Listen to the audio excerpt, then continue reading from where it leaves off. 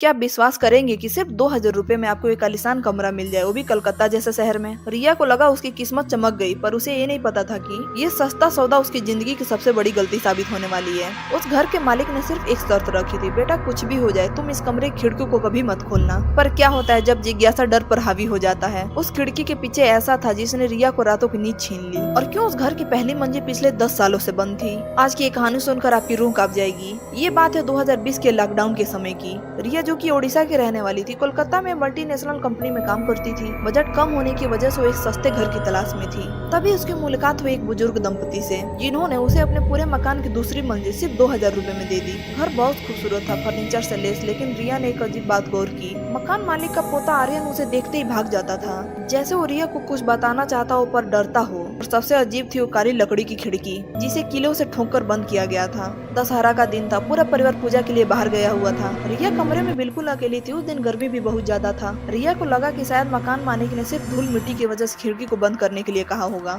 उसने एक पेचकस उठाया और उस खिड़की के किलो को एक एक करके निकाल दिया। जैसे ही खिड़की खुली, एक ठंडी और सड़ी हुई मांस जैसी बदबू कमरे में फैल गई। रिया ने तुरंत खिड़की तो बंद कर दी, पर बहुत देर हो चुकी थी। रात के 1:30 बज रहे थे। रिया गहरी नींद में थी।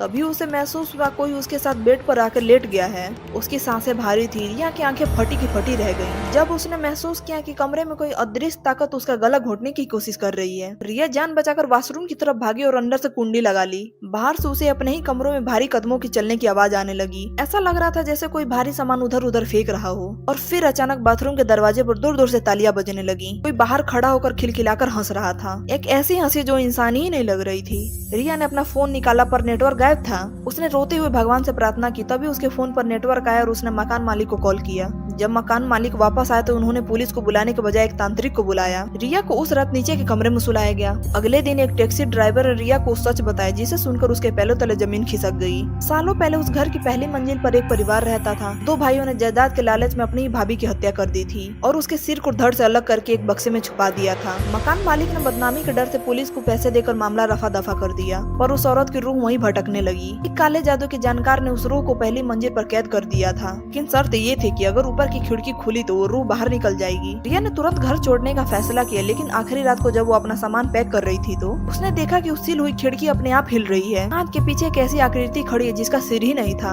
रिया बिना देर किए वहाँ से निकल गई। आज भी वो मकान कलकत्ता की उस गली में खड़ा है और कहते हैं कि आज भी वहाँ दूसरी मंजिल पर कोई खिड़की नहीं खोलता। क्या आपने भी कभी ऐसी स्टोरी सुनी है या फिर ऐसा कुछ एक्सपीरियंस किया है? कमेंट्स में जरूर बताएं। अगर आपको वीडियो अच्छी लगी हो तो वीडियो को लाइक करें, चैनल को सब्सक्राइब करें। मिलते हैं अगली वीडियो में, तब तक के लिए धन्यवाद।